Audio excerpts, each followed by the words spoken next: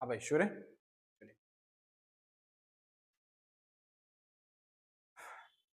So hi this is wake and आज मैं channel पे चालू करते हैं वापस से अपनी सीरीज पे। तो सीरीज बन रही है कौन सी? पोस्ट अकाउंटिंग की। ठीक है सर?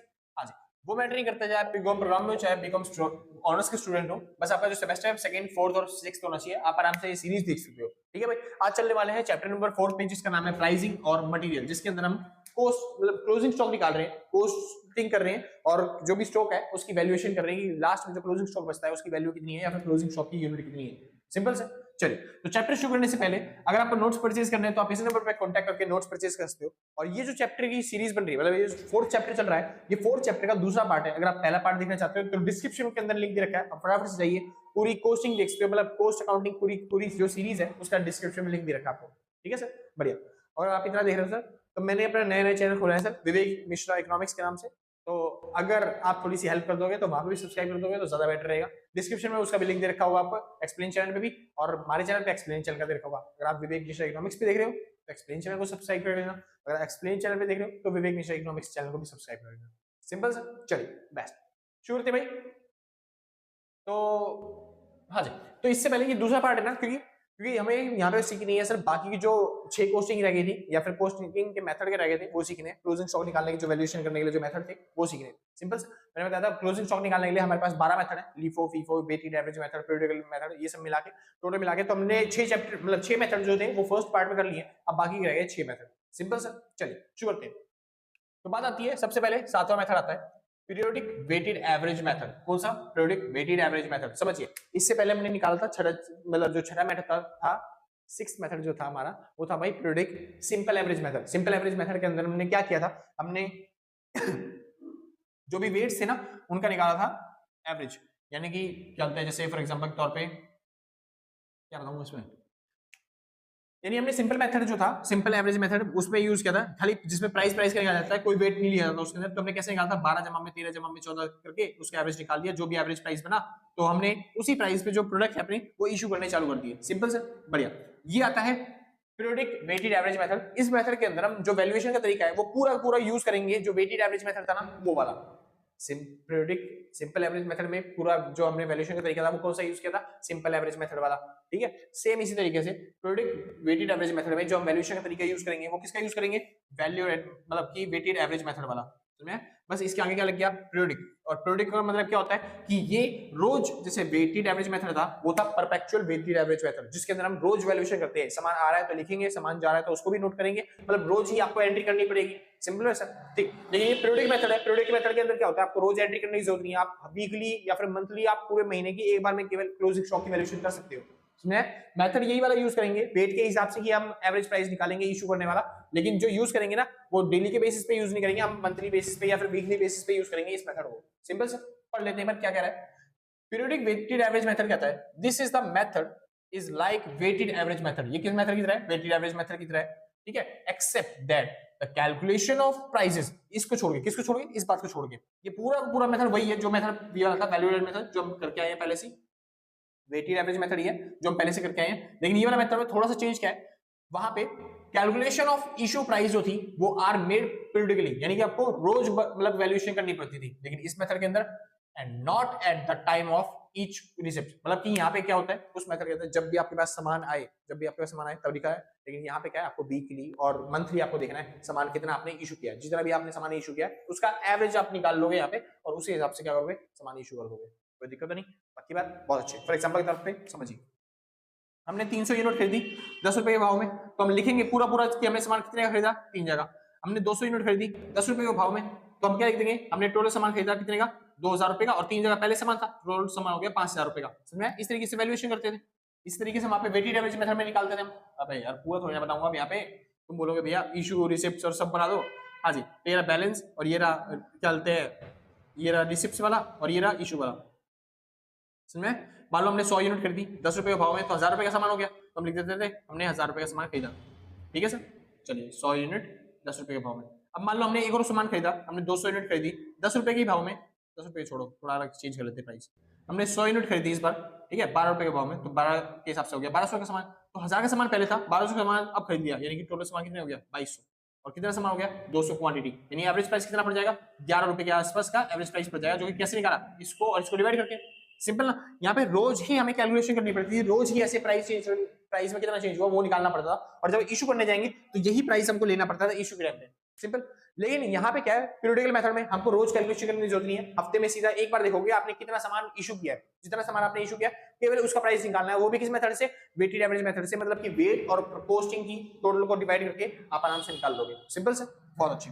ये वाला मेथड एग्जाम्स में नहीं आता, खाली वही आएगा लीफो फीफो और क्या बोलते हैं वेटेड एवरेज मेथड, बस ना ये वाला मेथड आता ना ही अगला मेथड आने वाला है। चलिए फिलहाल इसके बारे में पढ़ते हैं थोड़ा सा, इसका फायदा क्या है। पहला, it's superior to periodic simple average price method. जो सिंपल पीरियोडिक करते थे ना, मतलब जो हम पीरियोडिकल मेथड यूज करते थे, वो क्यों यूज करते थे, क्योंकि वो मंथली निकालता था प्राइस, यानी कि हमें डेली कैलकुलेशन की जरूरत नहीं पड़ती थी, तो फिर इस वजह से हमारा जो काम था वो थोड़ा हल्का हो जाता था, या फिर जो क्लरिकल वर्क था वो कम पड़ता था, हमें वेज मतलब कि लोगों को मैथ ज्यादा नहीं करनी पड़ती थी, क्योंकि वो पीरियोडिकल मेथड है, आपको है ना भाई, आपको रोज कैलकुलेशन करने की जरूरत नहीं है। तो फिर ये वाला जो मेथड है वो थोड़ा आसान पड़ जाता है इससे, मतलब सॉरी इससे भी आसान कह रहा हूँ, ये वाला मेथड जो है वैसा ये सेम कौन सा मेथड की जैसा पीरियोडिकल सिंपल एवरेज मेथड की तरह, लेकिन इसमें क्या अंदर क्या है थोड़ी सी वैल्यूएशन और अच्छी आ जाती है, क्योंकि हम इसके अंदर वेट की भी कैलकुलेशन करते हैं। तो मैं उस मेथड के अंदर वेट की कैलकुलेशन नहीं होती थी, लेकिन इस मेथड के अंदर क्या होनी है वेट की कैलकुलेशन भी होनी है, सिंपल सा। चलिए आगे चलते हैं। It overcomes the effect of fluctuations, यानी कि ये जो होता है जो महंगाई और मंदी की वजह से फ्लक्चुएशंस आती है प्राइसेस में, उसको भी क्या करता है ओवरकम करता है, क्योंकि इसके अंदर प्राइसेस के साथ साथ वेट्स भी लिए जाते हैं, सिंपल से, ठीक है, क्योंकि एवरेज लेके चल रहे हैं ना इसके अंदर, तो इस वजह से ये ओवरकम कर देता है महंगाई और मंदी का जो प्राइस होता है। लीफो मेथड की तरह नहीं है कि हमको महंगाई मंदी झेलनी पड़ेगी वहां पे, ठीक है भाई। चलिए आगे चलते हैं। डिसएडवांटेज क्या है, not suitable for job costing, job costing के लिए सुटेबल नहीं है। मैंने बताया भाई जितने भी पीरियोडिकल मेथड हैं वो जॉब कॉस्टिंग के लिए सुटेबल नहीं है, समझ में है। हाँ जी, जो परपेचुअल मेथड होते हैं, जो लगातार आपको कॉस्टिंग करनी होती है, लगातार वैल्यूएशन निकालनी पड़ती है, लगातार आपको जो सामान है रिकॉर्ड करना पड़ता है, वो जॉब पोस्टिंग के लिए सबसे बेटर होते हैं, क्योंकि जब भी सामान काम हुआ आपका आप उसको सैलरी दे दोगे, आप वैल्यूएशन निकाल लोगे उस चीज की। लेकिन परपेचुअल मेथड में क्या होता है, काम होने के महीने भर बाद आप उसकी वैल्यूएशन करोगे तो फिर कैलकुलेशन में गड़बड़ हो सकती है, समझ में। तो इसी वजह से जॉब पोस्टिंग के लिए ये वाला मेथड ज्यादा बेटर नहीं होता। जॉब पोस्टिंग के लिए आपको सबसे बेस्ट कौन सा होता है, वही परपेचुअल मेथड, सिंपल से। आगे चलते हैं, सातवां हो गया ना, आठवां मेथड आता है moving simple average price method. कौन सा, moving simple average price method. Moving simple average price method क्या कहता है, ये कहता है जो आपका वो था ना पीरियोडिक सिंपल एवरेज रेट, जो आपने निकाला था पीरियोडिक सिंपल एवरेज रेट, किस मेथड से का यूज करके, periodic simple average price method का यूज करके। वही जो मैं कह रहा हूं कि 12 13 जमा में 14 करके आपने एवरेज निकाला था तो 13 प्राइस आ गया था, यानी जिसमें केवल आप प्राइस की कैलकुलेशन करते थे, उस मेथड को बोलते हैं पीरियोडिक सिंपल एवरेज प्राइस या फिर मेथड, सिंपल सर। चलिए इस मेथड से जो प्राइस निकलता था उसको बोलते थे periodic simple average price, simple ना सर। चलिए तो आप जो इस मेथड का प्राइस निकालते थे, तो फिर इस मेथड में क्या करना है भैया, ये मूविंग सिंपल एवरेज प्राइस है। मूविंग सिंपल एवरेज मेथड क्या कहता है, इसमें ये जो आपने पीरियोडिकली प्राइस निकाला है, पूरे महीने का प्राइस कितना निकाला, ये पूरे मंथ के ट्रांजेक्शन जो भी हुए हैं उसका एवरेज प्राइस आया 13।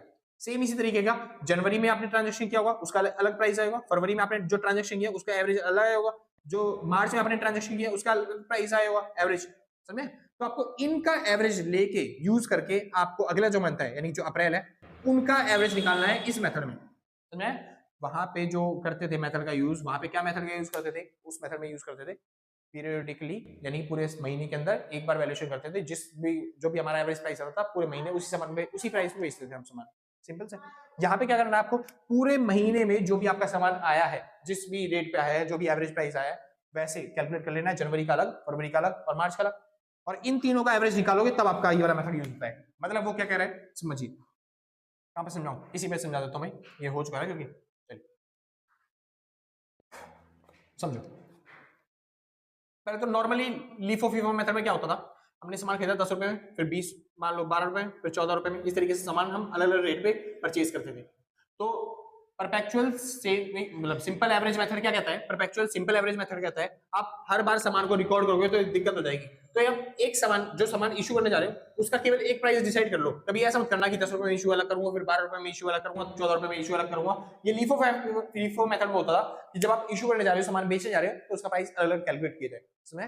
Perpetual average simple average method क्या कहता है, एक एवरेज प्राइस डिसाइड कर दो ना, क्यों बार बार अलग प्राइस चेक कर रहे हो। एवरेज प्राइस मैं निकालता हूं तो 10 जमा में 12 जमा में 14 करके मैंने एवरेज प्राइस निकाला, कितना आया 12, मेरा एवरेज प्राइस आ गया, कितना आ गया 12 मेरा एवरेज प्राइस आ गया। तो वो कहते हैं पूरे महीने जो पूरा सामान है आपको किस प्राइस पे इशू करना है, 12 के प्राइस पे। ठीक है, मैं डिसाइड कर रहा हूँ पूरे महीने में यूज करूंगा 12 वाला प्राइस। ठीक है, सेम ऐसे ही फरवरी का महीना आया, फरवरी में भी अलग अलग प्राइस थे चीजों के, तो मैंने भी उसका एवरेज निकाला और एवरेज कितना आ गया मान लेते हैं 13। ठीक है, ऐसे ही मार्च में भी मैंने बहुत सारे सामान बेचे, उसमें भी ट्रांजेक्शन बहुत सारे हुए, तो मैंने उसका भी एवरेज प्राइस निकाल लिया, कितना आ गया 14। तो इस तरीके से मैं कौन सा मेथड यूज कर रहा हूँ, ये मैं यूज कर रहा हूँ पुराना वाला परपेचुअल सेविंग, परपेचुअल कह रहा हूँ पीरियोडिकल सेविंग एवरेज मेथड, समझ में आया? जिससे मैंने ये अलग अलग प्राइस निकाले हर महीने के हिसाब से। मूविंग सिंपल एवरेज मेथड क्या कहता है, आपको ये वाला जो मेथड से प्राइस आता है ना, इसका एवरेज करना है, इसका एवरेज करेंगे यानी कि इन तीनों टोटल करके 3 से डिवाइड करेंगे तो आपका आंसर आएगा 13। जो इसका प्राइस आया ना वो यूज करना है आपको अगले महीने के लिए, समझ में आया? जो आने वाला महीना है अप्रैल के लिए, वो वाला मेथड यूज करोगे, वो वाला प्राइस निकालोगे, समझ में? ये मेथड ये कहता है। तो एक बार पढ़ लेते क्या कह रहे हैं।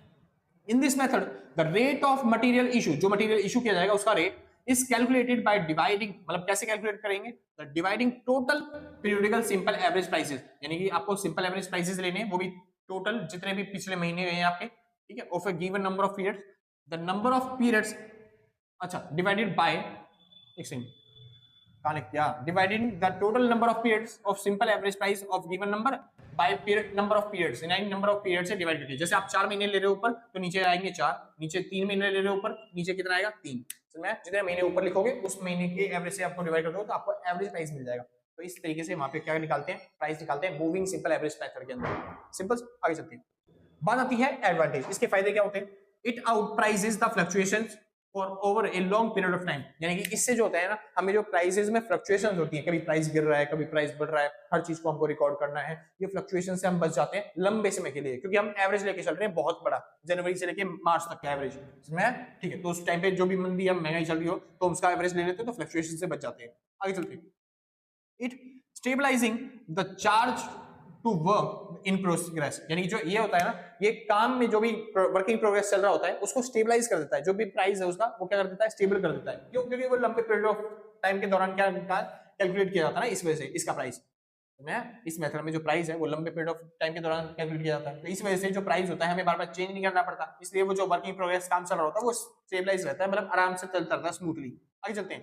डिसएडवांटेज क्या है, अनरियलिस्टिक प्रॉफिट लॉस में भी अराइज, इसकी वजह से अनरियलिस्टिक प्रॉफिट या लॉस आ सकता है, क्योंकि एक्चुअल में मान लो कहीं पे एकदम से मंदी आ गई और क्या फिर कहीं पे एकदम से महंगाई आ गई, तो हम उस पे देख सकते हैं प्रॉफिट या लॉस हो रहा है। लेकिन ये क्या मेथड बताएगा, ये तो मेथड तो एवरेज लेके चलेगा सब चीज, ना महंगाई देख रहा है ना मंदी देख रहा है, एवरेज प्राइस बता रहा है, समझ में? इसलिए अनरियलिस्टिक प्रॉफिट या लॉस आ सकता है हमारे पास, ठीक है भाई। Due to use of simple, क्या लिख दे, due to use of simple average cost है भाई, due to use of simple average cost चलते हैं, नॉट एक्चुअल कॉस्ट, क्योंकि यहाँ पे सिंपल एवरेज कॉस्ट का यूज किया जा रहा है, नॉट एक्चुअल कॉस्ट, कोई एक्चुअल कॉस्ट का तो यूज किया नहीं जा रहा, हम एवरेज लेके चल रहे हैं ना इनका प्राइसेस का। तो अगर हम एक्चुअल लेके चल रहे होते, जैसे ये था, ये एक्चुअल प्राइस का फिर एवरेज कर रहा है, लेकिन हम इन एवरेजेस का भी एवरेज करके फिर जो प्राइस है वो डिसाइड कर रहे हैं यहाँ पे, समझ में? तो इस वजह से यहाँ पे अनरियलिस्टिक प्रॉफिट लॉस अराइज हो सकता है। सिंपल सा ये वाला मेथड था 8वां, जिसको बोलते हैं moving simple average method. Simple सा मुबारक को खत्म हो गया, कोई नॉन न्यूमेरिकल नहीं है, कोई फॉर्मूला नहीं है, सिलेबस में आता भी नहीं है, एग्जाम में पूछा भी नहीं जाएगा। चालू करता हूं भाई, क्वेश्चन नंबर 9। क्वेश्चन नंबर 9 क्या कह रहा है, मतलब मेथड नंबर 9 का कह रहा है, moving weighted average price method. Moving weighted average price method, जैसे हमने यहाँ पे निकाला moving simple average price method, यहाँ पे वेटेड एवरेज निकालना है, बस वही सिंपल फॉर्मूला है, समझ में आया? इस बार वेटेड लेना आपको, जैसे सिंपल और वेटेड में डिफरेंस है, एक में क्वांटिटी लेते हैं, एक में क्वांटिटी नहीं लेते, सेम वैसे ही डिफरेंस यहाँ पे भी है। तो आपको क्या करना है, जैसे वहां पे किया था आपने, चलते तीनों में टोटल और नंबर से डिवाइड कर दिया था, सेम वैसे यहाँ पे भी करना है, बस यहाँ पे क्या करना है, यहाँ पे लिया था आपने यहाँ पे क्या लिया था, पीरियोडिकल सिंपल एवरेज रेट, यहाँ पे लिखना है आपको पीरियोडिकल कौन सा रेट, वेटेड एवरेज रेट, ये वाला, समझे? तो पीरियोडिकल वेटेड एवरेज में जो रेट होगा, जो भी कितने पीरियड का होगा उसको डिवाइड कर देना नंबर ऑफ पीरियड से, आपका आ जाएगा। जैसे 4 महीने का रेट ले रहे हो तो नीचे क्या आ जाएगा 4, सिंपल। जैसे जनवरी, फरवरी, मार्च, अप्रैल, इस मेथड से आपने प्राइस निकाला और फिर उनका प्राइस ऊपर लिख दिया, टोटल करके 4 से डिवाइड कर देना, आपका आ जाएगा क्या, moving weighted average price method. Simple से उसका रेट जो होगा इशू करने का वो बता देगा आराम से आपको, खत्म सर। छोटा सा है, एग्जाम्स में आता नहीं, सबसे ज्यादा एग्जाम्स में आते हैं LIFO, FIFO और वेटेड एवरेज मेथड, जो कि हम पहले कर चुके हैं। हाँ, अगर आना हुआ तो फिर ये वाला क्वेश्चन भी आ सकता है, इसलिए मैंने एक न्यूमेरिकल डाल दिया उसका, सिंपल सर, सही। तो इसका नाम क्या है, इसका नाम है स्टैंडर्ड कॉस्ट मेथड। क्या नाम है सर इसका, स्टैंडर्ड कॉस्ट मेथड। तो आपको एक स्टैंडर्ड प्राइस दे देगा, जो हम सामान बेचते हैं वो किसी स्टैंडर्ड प्राइस पे बेचते हैं, तो फिर आपको इशू करने के लिए पूरी मतलब चार्ट बनाना पड़ेगा, आपको लेजर बनाना पड़ेगा, स्टोर लेजर, कि पूरा पूरा समझाओ किस तरीके से हम कल वैल्यूएशन करेंगे क्लोजिंग स्टॉक की, समझ में? यहाँ पे आपको एक अलग से, जैसे यहाँ पे क्या था, हम एवरेज लेके चलते थे, जिस प्राइस पे आया उस प्राइस पे बेच दिया, कोई सामान पुराने प्राइस पे बेच रहे हैं, कोई सामान करंट प्राइस पे बेच रहे हैं, ठीक है ना, कोई बार सामान को एवरेज करके बेच रहे हैं, एवरेज प्राइस, ठीक है, कभी वेटेड एवरेज ले रहे हैं, कभी सिंपल एवरेज ले रहे हैं, लेकिन यहाँ पे क्या करना है, एक स्टैंडर्ड प्राइस आपको पहले से ही दे देगा, आप सामान कितने में भी खरीद रहे हो वो मैटर नहीं करता, आपको एक फिक्स्ड प्राइस दे रखा है, उसी प्राइस पे आपको सामान क्या करना है, बेचना है। चालू करते हैं, समझिए ध्यान से। स्टैंडर्ड कॉस्ट मेथड क्या कहता है, material issued are priced at a मतलब की प्रेडिक्ट क्या बोलते हैं, predetermined standard issue rate price. तो मटेरियल जो है जो आपने इशू किया है उसका प्राइस जो है वो कैसे प्री डिटरमाइन किया जाएगा, स्टैंडर्ड इशू प्राइस के हिसाब से, यानी कि पहले से ही डिसाइड कर लिया जाएगा किस प्राइस पे हम क्या करेंगे, अपना सामान बेचेंगे, इशू करेंगे। सिंपल सा, मुबारक हो। अब चालू करते हैं फटाफट से इसका क्वेश्चन, और इसका क्वेश्चन करने के लिए थोड़ी जगह तो चाहिए, तो इस वजह से मैं फटाफट से वो वाला साइड जो है वो मिटाने जा रहा हूँ, तो फटाफट से नोट कर लो भाई, जिसको नोट करना है। नोट कर लिया, बहुत अच्छे, मिटा दो भाई, रब कर दो, बहुत अच्छे, परफेक्ट। हाँ भाई शुक्र है, चलिए। तो भाई करना क्या है इसके अंदर, हमें करना है स्टैंडर्ड कॉस्ट मेथड, ठीक है, स्टैंडर्ड कॉस्ट मेथड का यूज करके, और आपको ये क्वेश्चन सॉल्व करना है। क्वेश्चन क्या है, देखिए, the purchase and issue of material X in the month of January 2001 are as follow. ये परचेज और सेल दे रखा है कुछ, तो डेट ऊपर नीचे है सर, तो ध्यान से करना।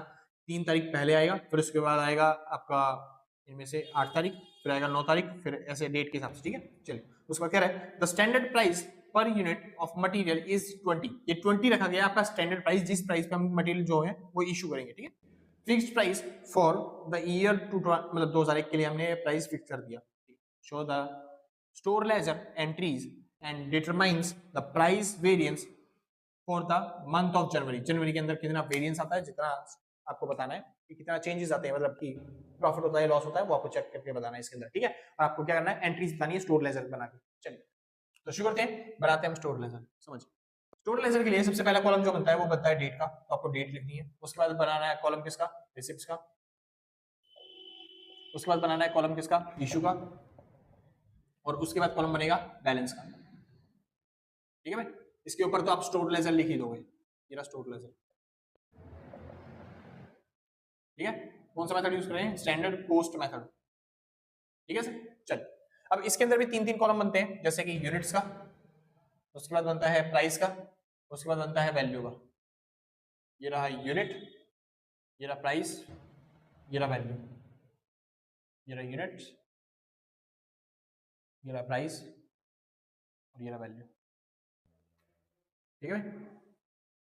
चलिए, तो ट्रांजैक्शन कैसे हुए, जनवरी 2001 के ट्रांजैक्शन है, तो यहाँ पे लिख देंगे भाई 2001 के जनवरी के ट्रांजैक्शन है, ठीक है। सबसे पहले जो ट्रांजैक्शन वो कब हुआ है, सबसे पहले ट्रांजैक्शन हुआ है 3 तारीख को, कोई बैलेंस पड़ा ही नहीं था। चलिए, तो 3 तारीख को हुआ क्या, समझिए, हमने परचेज किया 20 यूनिट, एक सेकंड देख लो कभी रिकॉर्ड ही ना हो रहा। चलिए भाई, हो तो रहा है रिकॉर्ड। तो हमने परचेज किया 800 यूनिट, वो भी 20 रुपए के प्राइस पे, तो हमने परचेज किया 800 यूनिट, तो रिसिप्ट में आ जाएगा 800 यूनिट खरीदे 20 रुपए के प्राइस पे, यानी हमने कितने का सामान खरीदा है, 8 दूनी 16, यानी 16,000 का सामान खरीदा है। तो बैलेंस में कितना हो गया, हमारे पास पड़ा है 800 यूनिट, कितने के प्राइस में, 20 रुपए के प्राइस में, यानी कितने का सामान पड़ा है हमारे पास, 16,000। परफेक्ट है, बहुत अच्छे, खत्म, पहली एंट्री हो गई। शुरू करते हैं दूसरी एंट्री। दूसरी एंट्री में क्या रहा है, दूसरी एंट्री में 8 तारीख की ना, ये 8 तारीख की एंट्री 700 रुपए का, ठीक। दूसरी एंट्री हो गई 8 तारीख की, हमने 700 यूनिट का गया परचेज या सेल, परचेज किया भाई, हमने 700 यूनिट खरीद दिया 18 रुपए का, तो 700 यूनिट 18 के रेट के हिसाब से निकाल लेते एक बार, कितनी वैल्यूएशन हो गई, तो 700 यूनिट मल्टीप्लाई बाय 18 के हिसाब से, तो हो गया 12,600 रुपए, ठीक है सर, 12,600 रुपए, सिंपल सर, बहुत अच्छे। तो अब क्या करना है, समझिए ध्यान से, अब आपको प्राइस की कैलकुलेशन नहीं करनी, क्योंकि प्राइस की जरूरत नहीं है। आप यहाँ पे कौन सा यूज कर रहे हो, स्टैंडर्ड कॉस्ट मेथड। जो सामान इशू करेंगे हम कितने के भाव में इशू करेंगे, 20 रुपए फिक्स है वो उसका प्राइस, तो प्राइस की कैलकुलेशन करनी ही नहीं आपको, बस खाली यूनिट की कैलकुलेशन करो। 800 यूनिट पहले थी, 700 यूनिट और आ गई आपके पास, तो टोटल आपके पास यूनिट कितनी हो गई, 1500 यूनिट आ गई। पहले सामान कितने का था, 16,000 का था, अब हमारे पास 12,600 का सामान और आ गया। सॉरी भाई, श्योर है, ठीक। तो 800 यूनिट पहले थी हमारे पास, 700 यूनिट और आ गई, तो टोटल यूनिट हमारे पास कितनी होगी, टोटल यूनिट हो गई 1500। 16,000 का सामान पहले था हमारे पास, 12,600 का सामान और आ गया हमारे पास, कितने का सामान आ गया हमारे पास, 12,600 रुपए का सामान हमारे पास और आ गया, तो कितने का सामान हो जाएगा टोटल, तो 16 और 12,600 कर लेते हैं एक बार, तो टोटल सामान हो गया 28,600 का, हो गया 28,600, सिंपल। चलिए, इसका प्राइस निकालने की जरूरत नहीं है आपको, क्योंकि आपको इशू जो है फिक्स प्राइस पे करना है। चलिए, 8 तारीख की एंट्री होगी, अगली एंट्री कौन सी है, 9 तारीख को, तो 9 तारीख को हम इशू कर रहे हैं सामान, तो 9 तारीख को कितनी यूनिट है जो इशू करिए, 600 यूनिट। चलिए जी, 600 यूनिट हम बेच रहे हैं, उनका फिक्स प्राइस है, कितने रुपए में इशू करनी है हमें, 20 रुपए में, तो बस 20 रुपए में 600 यूनिट बेच रहे हो, तो 8 दूनी हो गया 6 दूनी 12, और 3 0, यानी 12,000 का सामान मैं बेच रहा हूँ। Simple sir. चलिए अब इस बार देख लेते हैं कितनी यूनिट बनी चाहिए।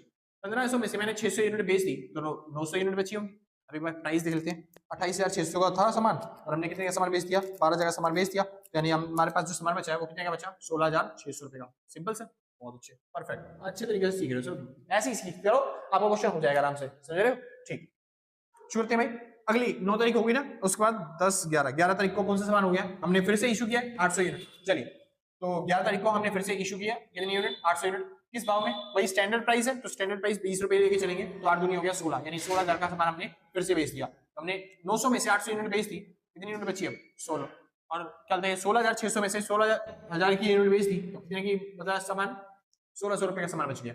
सिंपल से, प्राइस निकालने की जरूरत नहीं है क्योंकि आपको स्टैंडर्ड प्राइस पे बेचना है सामान।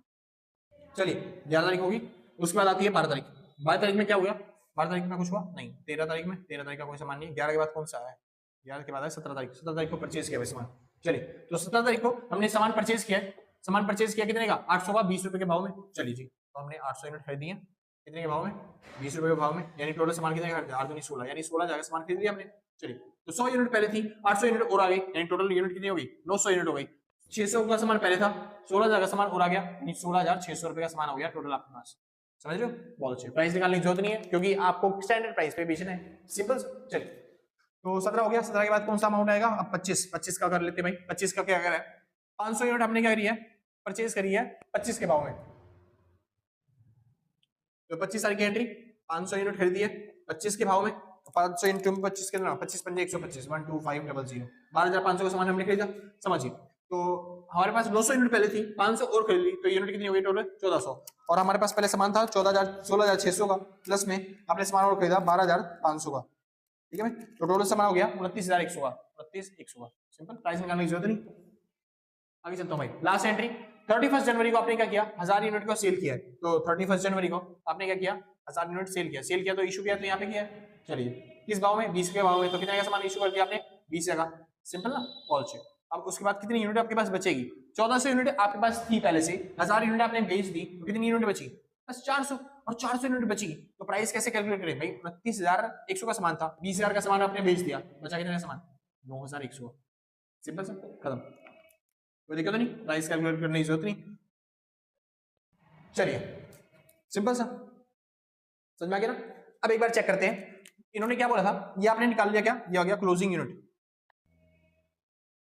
क्लोजिंग यूनिट, ये आ गया आपका क्लोजिंग स्टॉक, क्लोजिंग स्टॉक। चलिए ये आ गया आपका कॉस्ट ऑफ गुड्स सोल्ड, कितना 20 12 20 30 20 30 40 40 और 48, 48,000, ये आ गया आपका COGS। चलिए उसने क्या पूछा था, आपको लेजर बनाना था, लेजर एंट्रीज करनी थी और डिटरमाइन करना था प्राइस वेरिएंस, यानी प्राइस में कितना चेंज आया वो बताना है। अब सोचिए अगर आप स्टैंडर्ड प्राइस निकालते इस यूनिट का, क्लोजिंग स्टॉक का, स्टैंडर्ड क्लोजिंग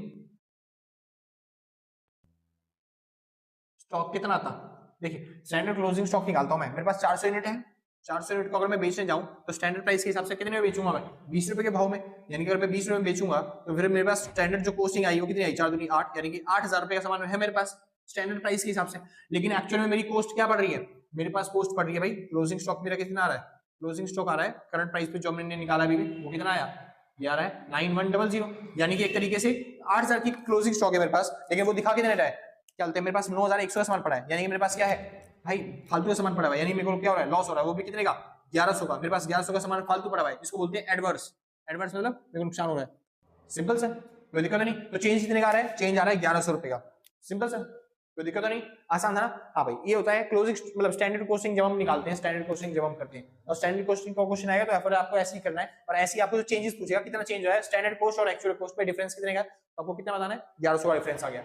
सिंपल सर, मेरे को पता था सर, बहुत आसान कंसेप्ट है, बहुत आसानी से आप कर लोगे आराम से, ठीक है। अगर आपको वीडियो अच्छी लग रही है तो लाइक से सब्सक्राइब करके पक्का जाना, और आपने पहले तक रखा है तो भाई सब दिल से कलेजों से गुर्दों से फेफड़ों से तरीके अंदर से थैंक यू आपको, ठीक है। और आपने पहले तक नहीं कर रखा, कोई बात नहीं यार, कोई बात नहीं, कोई आफत नहीं आ रही है, हम भी हैं आप भी हैं, मिलते हैं आपके एग्जाम के बाद, है ना भाई। चलिए अभी कहाँ एग्जाम के बाद भाई, अभी तो 2 मेथड और रह रहे हैं। ये कौन सा मेथड था, 10वें के बाद 2 मेथड और रह गए, फिर आपका चैप्टर खत्म हो जाएगा पूरी तरीके से, ठीक है भाई। तो बने रहो चैनल के साथ, ठीक है भाई। चलो करते हैं, जिसको नोट करना है भाई नोट कर लेना फटाफट से, पूरा क्वेश्चन और आंसर दोनों, ठीक है। चलिए बढ़िया। हाँ भाई श्योर है। चलिए भाई चालू करते हैं क्वेश्चन नंबर 11वां क्वेश्चन क्या कर रहा है, आपको करना है बेस स्टॉक मेथड। आपको किसका यूज करना है, बेस स्टॉक मेथड का। अब बेस स्टॉक मेथड क्या होता है, देखो बेस स्टॉक मेथड क्या होता है, देखो आप कोई सा भी जितने आपने मेथड पढ़े ना ऊपर, जितने भी आपने 10 के 10 मेथड पढ़े, उस 10 मेथड में से आप किसी भी मेथड का यूज कर सकते हो। बस आपकी कंडीशन है, मतलब इस मेथड की कंडीशन है कि आपको एक मिनिमम बेस स्टॉक जो है ना वो अपने पास रखना पड़ेगा। मतलब जो आपके पास क्लोजिंग स्टॉक है या फिर जो आपके पास आउटपुट होगा, जो भी आप सामान खरीदते हो, रॉ मटेरियल खरीदते हो, वो मिनिमम रॉ मटेरियल आपको इतना कोई आउटपुट दे देगा, कोई बेस स्टॉक दे देगा, इतना आपको हमेशा अपने पास क्या रखना पड़ेगा, मेंटेन करके रखना पड़ेगा। उस स्टॉक को आप बेच ही नहीं सकते, इसमें वो इमरजेंसी के टाइम पे काम आएगा, अगर कभी इमरजेंसी हो गई तो। सिंपल सा। तो बेस स्टॉक का मेथड मतलब क्या कहता है कि आपको एक मिनिमम बेस स्टॉक मेथड मतलब कि अपने पास रिक्वायरमेंट रखनी पड़ेगी, बाकी जितना भी सामान होगा आप आराम से इशू कर सकते हो। कोई सा मेथड जो पुराना मेथड है कोई सा भी इशू कर सकते हो। चलिए इसका एक क्वेश्चन कर लेते हैं फटाफट से कंसेप्ट समझने के बाद। तो बेस स्टॉक मेथड क्या कहता है, in this method a specific quantity of material is always held in the stock, यानी एक specific quantity of material जो है वो उसके पास रखा जाएगा बेस स्टॉक में, मतलब कि कंपनी के पास रखा जाएगा। is placed at its original cost, और वो भी कौन सी प्राइस पे, ओरिजिनल कॉस्ट पे, जो पुराना प्राइस होगा ना उस पे, एज बफर की तरह रखा जाएगा कि जब इमरजेंसी होगी तभी यूज करेंगे उसे। और base stock and any issue of the material about the basis of, मतलब बाकी जो स्टॉक होगा बेस स्टॉक के अलावा वो सारा का सारा मटेरियल किसी भी मेथड से आप आराम से क्या कर सकते हो, इशू कर सकते हो। Stock is priced under any one other method, मतलब उनका प्राइस है, इशू करने का प्राइस वो किसी भी मेथड के थ्रू आप निकाल सकते हो। समझ में, जिस हिसाब से क्वेश्चन वाला बोल रहा है।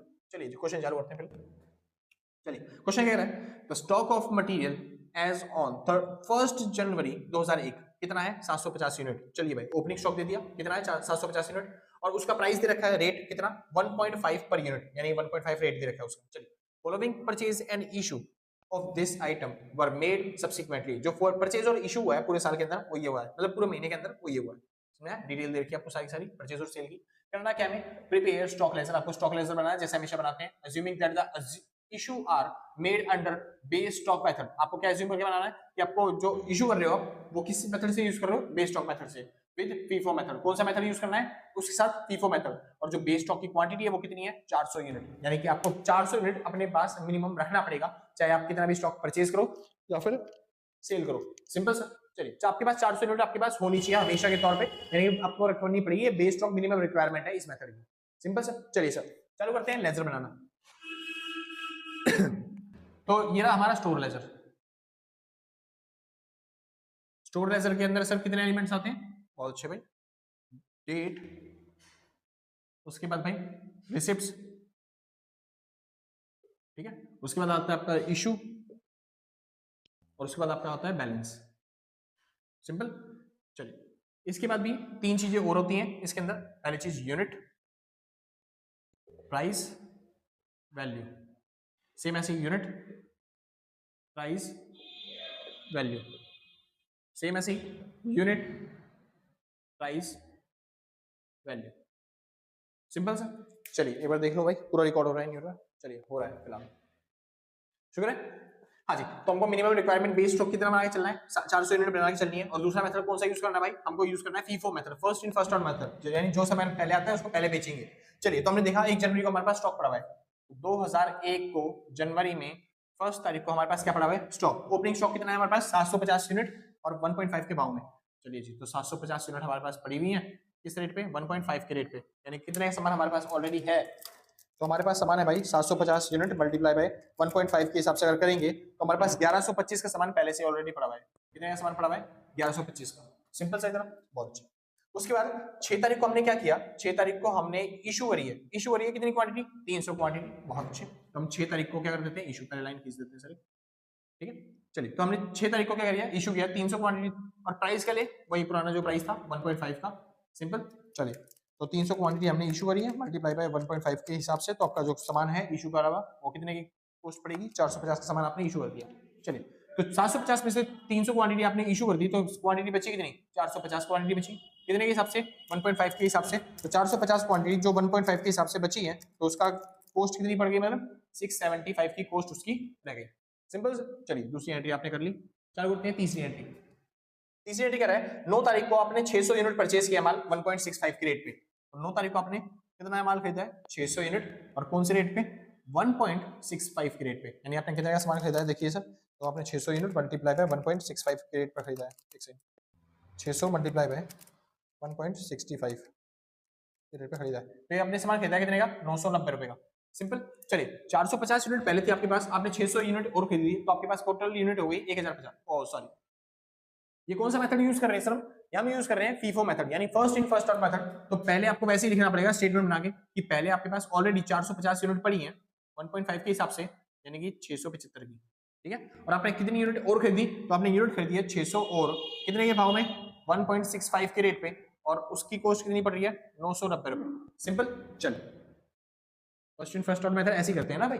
चलिए अगला कह रहा है 16 तारीख को। 16 तारीख को क्या हुआ? हमने 450 यूनिट जो है वो रिसीव करी है 1.8 के भाव में। चलिए तो 16 तारीख को क्या हो रहा है समझ रहे हो? 16 तारीख को 450 यूनिट हमने, अभी तक वही सिंपल चल रहा है भाई। इसके अंदर वो मेथड है, कौन सा मेथड? FIFO method. जो नॉर्मल फीफो करते थे वही नॉर्मल फीफो है। जब चेंज होगा ना तब मैं बताऊंगा इस मेथड का जब यूज होने वाला है, समझी। तो 16 तारीख को हमने क्या किया? 450 यूनिट हमने क्या करी है? रिसीव करी है, यानी परचेज करी है। कितने के भाव में? 1.8 के रेट पे। तो 1.8 के रेट पे 450 यूनिट खरीदी है, तो ये हो गया 1.8 के रेट पे 450 यूनिट 810, यानी टोटल हमने सामान खरीदा 810 रुपए का। सिंपल। तो हमारे पास सामान कितना है? देखो 450 यूनिट पहले पड़ी है 1.5 के रेट पे, यानी कि 675। हमने 600 यूनिट और परचेज करी 1.65 के रेट पे, यानी 990 का सामान और खरीदा था। और अभी अभी खरीदा हमने ताजा ताजा गरम गरम 450 यूनिट 1.8 के रेट पे, और कितने का? 810 रुपए का सामान। Simple sir. चलिए अब इंपॉर्टेंट है भाई, इसलिए आप ध्यान से देखना। अब इंपॉर्टेंट है, ध्यान से, एक नजर आपकी यहाँ पे होनी चाहिए। अगर आप सो रहे हो थोड़ा सा तो उठ के बैठ जाओ आराम से, बस में हो तो भाई फटाफट से कानों में लीड लगाओ और अच्छे तरीके से परफेक्ट तरीके से सुनिए करना क्या है इस मेथड पे, ठीक है भाई। तो 16वां हो गया। 16वें के बाद कौन सा? 19 तारीख को। तो 19 तारीख को हुआ क्या? देखिए 19 तारीख को कह रहे हैं हमने इशू किया है कितने का सामान? 750 क्वांटिटी बेची। चलिए जी हम इशू करते हैं 750 क्वांटिटी। कितने के भाव में बेचे? किस रेट पे बेचे? भाई ये फीफो मेथड है। फीफो मेथड कहता है जो सबसे पहले आया था सामान वो सामान बेचना है। तो सबसे पहले कौन सी क्वांटिटी बेचे भैया? सबसे पहले वो जो 1.5 वाला बैच था ना वो वाली क्वांटिटी बेचनी है, लेकिन इसमें तो केवल 450 क्वांटिटी है, समझे? तो हम क्या करेंगे? 450 की 450 क्वांटिटी बेच देंगे ऐसे 1.5 के रेट पे, और उसके बाद 600 क्वांटिटी बेच देंगे। बाकी जो नहीं 600 क्वांटिटी नहीं, हमें कितनी क्वांटिटी बेचनी है? हमें बेचनी है 750 क्वांटिटी। 450 इसमें से ले ली, बाकी कितनी बच गई? 450 बाद 550 650 700, यानी 300 क्वांटिटी। वो 300 क्वांटिटी अगले बैच में से ले लो 1.65 वाले में से। हाँ जी, नॉर्मल फीफो वाला केस होता तो हम ऐसे ही करते हैं, लेकिन सर यहाँ पे दिक्कत है। यहाँ पे कौन सा मेथड यूज कर रहे हैं हम? Base stock method. Base stock method कहता है कि आपको एक मिनिमम बेस बना के चलना पड़ेगा। बेस अपने पास यानी जो क्लोजिंग स्टॉक होगा आपके पास रखना पड़ेगा। तो समझिए आपके पास जो क्लोजिंग स्टॉक था पहले, मतलब जो 1.5 वाला बैच था ना आपके पास, जो आपके पास पहले सामान पड़ा था 1.5 वाला पुराना सामान जो आपके पास पड़ा था, वो कितनी यूनिट पड़ी थी आपके पास? 750 यूनिट। तो उसने बोला था उस 750 में से आपको 400 यूनिट हमेशा ही किसके पास रखनी पड़ेगी? अपने पास रखनी पड़ेगी इमरजेंसी के तौर पे।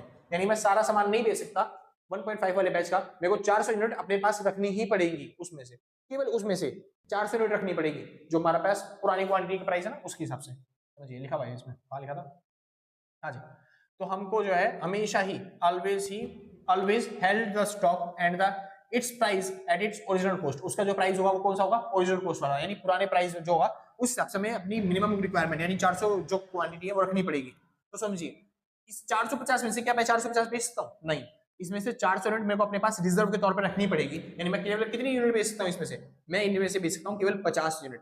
कितनी यूनिट बेच सकता हूँ? 50 यूनिट। भैया 750 में से बस खाली 50 यूनिट बेचेंगे? हाँ जी, बस खाली 50 बेचेंगे, क्योंकि 400 यूनिट मेरे को अपने पास रखना है रिजर्व के तौर पे, बफर स्टॉक बना के, मतलब स्टॉक बना के, ठीक है।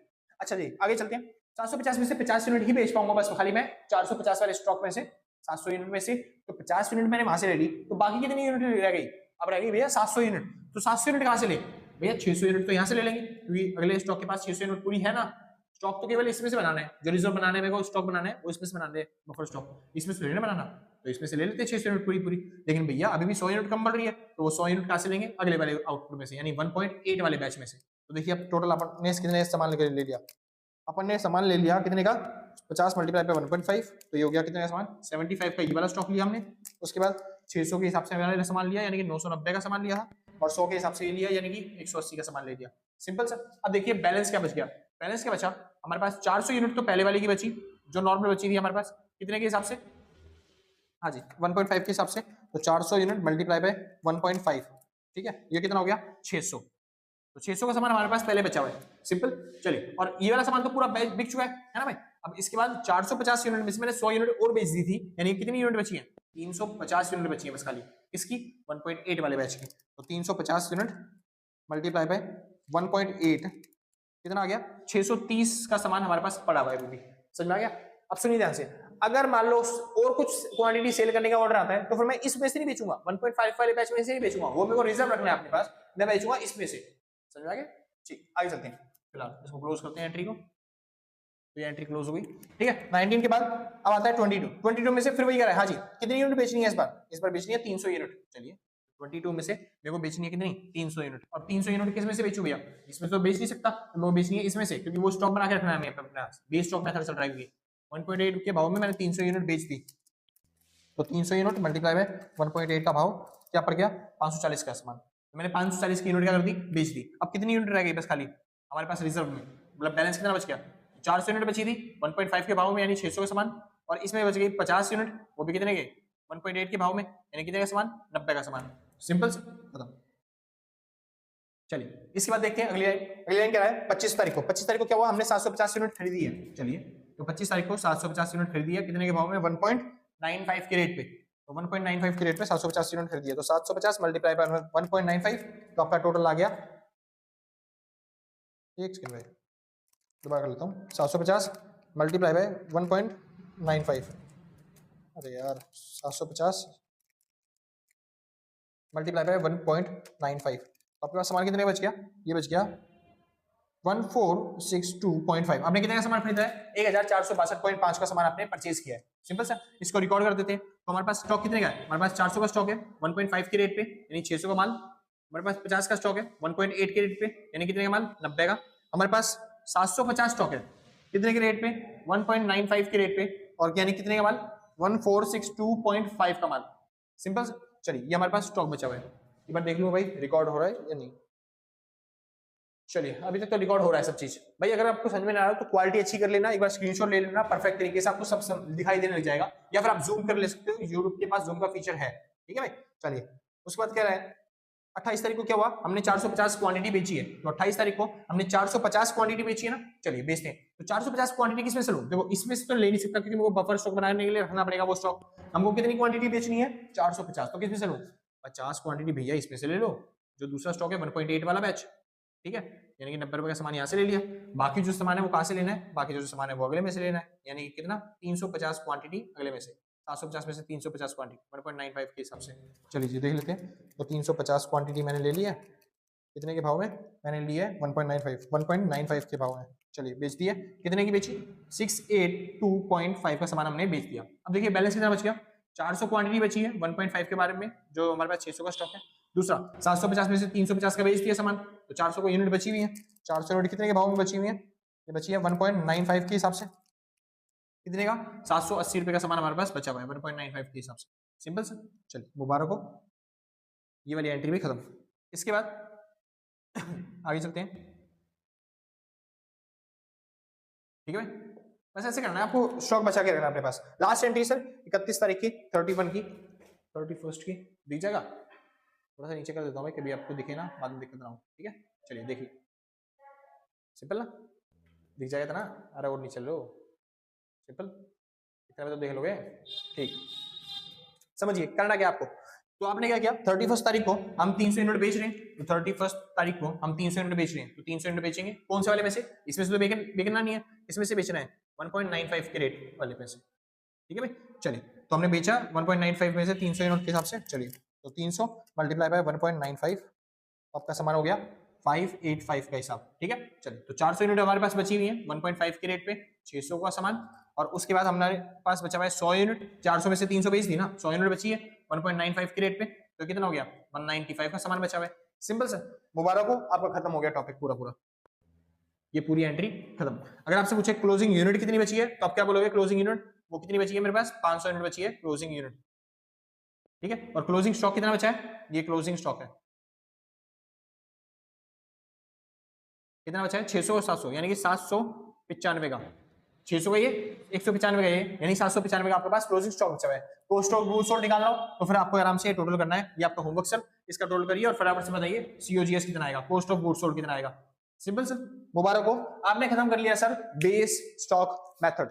सिंपल। इसके बाद भाई एक स्टॉक मेथड और रह गया, उस स्टॉक मेथड को करते हैं फटाफट से रिप्लेसमेंट कोस्ट मेथड। ठीक है सर, रिप्लेसमेंट कोस्ट मेथड, जिसको नोट करना है नोट करिए फटाफट से, फिर आगे चलते हैं। हाँ भाई श्योर है, चलिए। तो भाई ये रहता है आपका लास्ट मेथड जिसका नाम है रिप्लेसमेंट कोस्ट मेथड। सिंपल से इस मेथड को करने के बाद आपका जो पूरा चैप्टर है वो पूरा फिनिश हो जाएगा। सिंपल। चलिए, तो चालू करने से पहले भाई फटाफट से, अगर किसी को नोट्स परचेज करना है तो इस नंबर पे जाके नोट्स परचेज कर सकते हो। ठीक है, बाकी आपकी मर्जी, नहीं करना तो कोई बात नहीं, कोई फर्क नहीं पड़ता। ठीक है, मतलब फर्क तो बहुत ज्यादा पड़ता है। ठीक है, जैसे आपकी मर्जी हो। तो अगर आपको जरूरत लगती है तो भाई परचेज कर सकते हो, वरना कोई बात नहीं। चालू करते हैं रिप्लेसमेंट कोस्ट मेथड। इस मेथड में होता क्या है समझिए। रिप्लेसमेंट कोस्ट मेथड कहता है, ये इसमें जब आप क्वांटिटी को इशू करने जाओगे ना, जब आप माल को बेचने जाओगे तो उस टाइम पे इशू का प्राइस आपको डिसाइड करना पड़ता है। फीफो मेथड में पुराना प्राइस लिया जाता है, लीफो मेथड के अंदर नया प्राइस लिया जाता है। वेटेड एवरेज मेथड के अंदर आपको वेट के हिसाब से एवरेज निकाल के फिर करना पड़ता है, और सिंपल एवरेज मेथड के अंदर आपको सिंपल एवरेज लेना पड़ता है। सिंपल सर, हर मेथड के अपने अपने तरीके हैं कि किस तरीके से हम इशू वाली क्वांटिटी का प्राइस निकालें। सिंपल, जो हम माल बेचने जा रहे हैं उसका प्राइस कैसे कैलकुलेट किया जाए वो अपने तरीके बताते हैं, हर क्वांटिटी अलग। ये वाला मेथड जो है रिप्लेसमेंट कोस्ट मेथड, ये कहता है यहां पे ना आपको अलग से ही हर क्वांटिटी की अलग से ही वैल्यू दी जाएगी कि हम इशू इस क्वांटिटी को इतने में कर रहे हैं, तो मैं आपको वो प्राइस वहां पे लिखना है। यानी जो पुराना बुक वाला प्राइस है जिसमें आपने कॉस्ट खरीद, मतलब जो प्रोडक्ट आपने खरीदा था जिस प्राइस पे, वो प्राइस नहीं लिखना, उस प्राइस को रिप्लेस करके आपको नया प्राइस लिखना है जो भी मार्केट में चल रहा होगा। Simple sir. चलिए शुरू करते हैं फटाफट से। रिप्लेसमेंट कॉस्ट मेथड होता क्या है पढ़ते। तो रिप्लेसमेंट कॉस्ट मेथड कहता है, इसको मार्केट प्राइस मेथड भी बोलते हैं, क्योंकि जो मार्केट में प्राइस चल रहा होता है हम उसी प्राइस पे क्या करते हैं, क्वांटिटी को बेच देते हैं। समझिए, in this method material identified, मतलब it is in this method material identical to that is to be placed could be purchased at the date of pricing material issue as distinct from the actual cost price। यानी कि जो material हम issue करने जा रहे हैं वो same ही होता है मार्केट में जो मटेरियल मिल रहा है उससे, तो इस वजह से हम जो अपना प्राइस है उसको हटा के कौन सा प्राइस ले लेते हैं, मार्केट प्राइस ले लेते हैं। सिंपल से, हाँ जी, एक्चुअल कॉस्ट के तौर पे, एक्चुअल प्राइस के तौर पे। Sure, at the date of purchase, purchase के टाइम पे जो प्राइस होता है उसको हटा के हम कौन सा ले लेते हैं, मार्केट प्राइस ले लेते हैं। सिंपल। चलिए, तो बस एक छोटा सा कंसेप्ट है। अब चालू करते हैं भाई फटाफट से इसका न्यूमेरिकल। चलिए, तो क्या है, प्रिपेयर स्टोर लेजर, आपको स्टोर लेजर बनाना है। Account showing pricing of material issuing issues on the replacement price basis from the following particular. आपको डिटेल दे रखी है, सामान कब खरीदा गया, सामान कब बेचा गया, किसको बेचा गया, वो सब चीजें आपको क्या करना है, स्टोर लेजर बनाना है। चलिए जी, फटाफट बनाते हैं। ठीक है, कोई दिक्कत नहीं, लाइन दिख रही है पूरी पूरी, देख लो भाई एक बार। चलो आ तो है पूरा, शुक्र है। तो स्टोर लेजर बनाने के लिए लिख दो यहाँ पे फटाफट से, हम क्या बना रहे हैं, स्टोर लेजर। ठीक है सर। चलिए, ये रहा हमारा डेट का कॉलम, ये रहा हमारा रिसिप्ट का कॉलम। ठीक है भाई, स्टोर लेजर थोड़ा सा ऊपर लिखते हैं। ये रहा हमारा इशू कॉलम, ये रहा हमारा बैलेंस का कॉलम। सिंपल। चलिए, रिसिप्ट के टाइम पे यहाँ पे आ जाएगी यूनिट, रुपीस और वैल्यू। बैलेंस भी बोल देता हूँ मैं कई बार इसे, ये रहा यूनिट भाई, ये रुपीस, और उसके बाद क्या आ जाएगी, वैल्यू। चलिए, ये रहा यूनिट, ये रहा रुपीस, और ये रही वैल्यू। सिंपल। चलिए चालू करते हैं कैलकुलेट करना। एक सेकंड भाई, हाँ भाई श्योर है। चलिए, तो वापस आते हैं टॉपिक पे।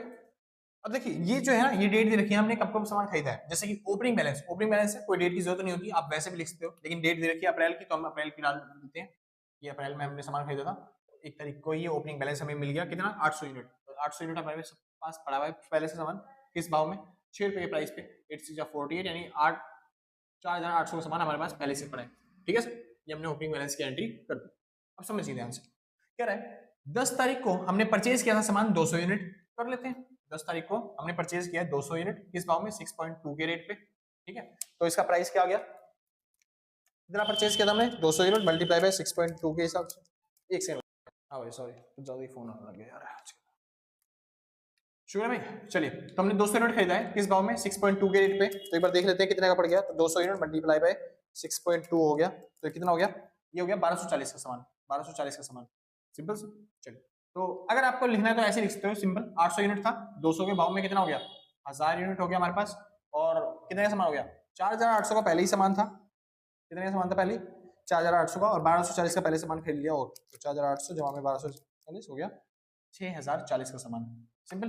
अगर आपको एवरेज प्राइस निकालना है तो एवरेज प्राइस निकाल लो, वरना तो आपको जो इशू वाला प्राइस है वो दे ही रखा है, उसकी जरूरत नहीं है। तो चाहे आप ना भी निकालोगे ना तब भी चलेगा, ना भी निकालोगे तब भी चलेगा। सिंपल सर, इशू वाला प्राइस आपको दे रखा है, बस आपको बैलेंस चाहिए होता है। आपको क्या चाहिए? क्लोजिंग स्टॉक चाहिए होता है, आपको क्लोजिंग यूनिट चाहिए होती है, बस प्राइस थोड़ी ना पूछना है। चलिए श्योर है, आगे चलते हैं वापस। अगली ट्रांजेक्शन कब हुई है? अगली ट्रांजेक्शन 15 तारीख को हुई है, इशू करा है। चलिए तो 15 तारीख को हमने इशू किया है। क्या इशू किया? देखो इशू किया 600 यूनिट, किसको? To job A vide MR number. अच्छा ये एमआर नंबर दे रखा भाई, एमआर नंबर अगर आपको बनाना हो तो एक कॉलम यहाँ पे बना सकते हो, वो एमआर नंबर होता है। एमआर नंबर मतलब जब आप इशू करते हो तो आपको उसको रिसिप्ट देते हो ना, तो वो रिसिप्ट का नंबर है, बस खाली खाली फॉर्मेलिटी के लिए। लिखना हो तो लिखो, ना लिखना हो तो ऐसे भी चलेगा आपका क्वेश्चन। ठीक है भाई। चलिए तो हम 600 यूनिट क्या कर रहे हैं? बेच रहे हैं। 600 यूनिट इशू कर रहे हैं तो 600 यूनिट जा रही है हमारे पास। रेट क्या लगाए? रेट भाई उसमें मेथड के हिसाब से नहीं, ये रिप्लेसमेंट कॉस्ट मेथड है, इन्होंने अपना ही रेट दे रखा है अलग से। तो हमने इन्होंने रेट क्या दिया है 15 तारीख को, देखो ट्रांजैक्शन में रेट क्या दिया है 620 मतलब 6.20। तो 6.20 के रेट पे हम क्या कर रहे हैं? सामान को इशू कर रहे हैं। चलिए तो 600 मल्टीप्लाई बाय 6.20 के हिसाब से हम सामान बेच रहे हैं, यानी कि सामान कितने का बेचा हमने? 3720 रुपए का सामान हमने बेच दिया। अब इसके बाद कैलकुलेशन करते हैं, 1000 यूनिट में से 600 यूनिट बेच दी तो बची कितनी? 400 यूनिट। ठीक है सर। चलिए हमारे पास माल कितने का था? हमारे पास माल था 6040 का, और उसमें से घटाना है हमें कितना? 3720 रुपए का सामान आ रहा। चलिए तो हमारे पास सामान कितने बचा? 2320 रुपए का सामान बच गया। ठीक है सर, बहुत अच्छे, परफेक्ट। इस तरीके से आपको करना है। आगे चालू करते हैं। अगला भाई अगली ट्रांजेक्शन हुई है 17 तारीख को। तो 17 तारीख को हुआ क्या है? हमने परचेज किया है 400 यूनिट, वो भी किस भाव में? 6.3 पे। तो 400 यूनिट खरीदी है 6.3 पे, ये हो गया 17 तारीख को सामान। चलिए तो 400 यूनिट मल्टीप्लाई बाय 6.3, ठीक है सर। तो ये आ गया 2520 रुपए का सामान। अब देख लेते हैं यहाँ पे क्या हुआ। 400 यूनिट पहले थे, हमने 400 यूनिट और खरीद लिए, यानी कि टोटल यूनिट हो गए 800। ठीक है भाई, बहुत अच्छे, परफेक्ट। 2520 का सामान अभी पड़ा है हमारे पास, और हमारे पास पुराना सामान कितना था? 2320 का सामान था हमारे पास पहले। तो टोटल मिला के हो गया 4840 रुपए का सामान टोटल मिला के। प्राइस की जरूरत नहीं है, अब आराम से कर लो। ठीक, अगर ट्रांजेक्शन हो गया। अगली ट्रांजेक्शन देखते हैं भाई। 17 तारीख के बाद क्या हुआ? 20 तारीख का ट्रांजेक्शन, माल बेचा है, तो 20 तारीख को माल बेचा है। ठीक है भाई, कितनी यूनिट बेची है? हमने 500 यूनिट बेची है, और 20 तारीख की रेट क्या था? 6.40। तो हमने 500 यूनिट बेची है किस रेट पे? 6.4 की रेट पे। चलिए जी, तो 500 यूनिट बेचते हैं किस रेट पे? 6.4 की रेट पे। समझ में आ गया भाई? ठीक, कितने का सामान बेचा? 3200 का सामान बेचा, तो 3200 का सामान हमने बेच दिया। सिंपल ना भाई, मल्टीप्लाई कर दो निकल जाएगा 3200। चलिए 800 यूनिट थी, 800 यूनिट में से आपने 500 यूनिट जो थी वो बेच दी, तो कितनी यूनिट बची? 300 यूनिट बच गई। पोस्ट 4008 कितने का था? 4840। चलिए 4840 माइनस में 3200 का सामान आपने बेच दिया। चलिए तो आ गया 1640 का सामान आपके पास पड़ा हुआ है। सिंपल, बहुत अच्छे। इसी तरीके से बस करते जाना है, खत्म हो जाएगा पूरा क्वेश्चन, और आपका बुक भी, आपका सिलेबस भी, आपका टॉपिक भी। 25 तारीख को आपका ट्रांजेक्शन हुआ है, तो 25 तारीख को क्या किया आपने? 25 तारीख को परचेज किया है 800 यूनिट 6.5 पे। 800 यूनिट परचेज करी है 6.5 के रेट पे। चलिए जी करते हैं बराबर से। तो ये रहा 800 यूनिट मल्टीप्लाई बाय 6.5 का रेट, और ये हो गया 5200 का सामान आपने परचेज किया। सिंपल। चलिए तो पहले आपके पास 300 यूनिट थी, 800 यूनिट और खरीद ली, कितने का हो गया? 8 3 बता दो ना, 1100 का सामान आपके पास हो गया टोटल। तो 5200 का सामान आपके पास पहले से था, मतलब अभी था पड़ा हुआ, और 1610 का सामान पहले था, 1640 का सामान पहले से पड़ा था। तो टोटल सामान हो गया 6840 का टोटल। सिंपल सर, बस इसी तरीके से सर, बस इसी तरीके से करते जाओ फटाफट फटाफट। 26 तारीख को क्या हुआ? आपने माल बेचा, तो 26 तारीख को माल बेच रहे हो।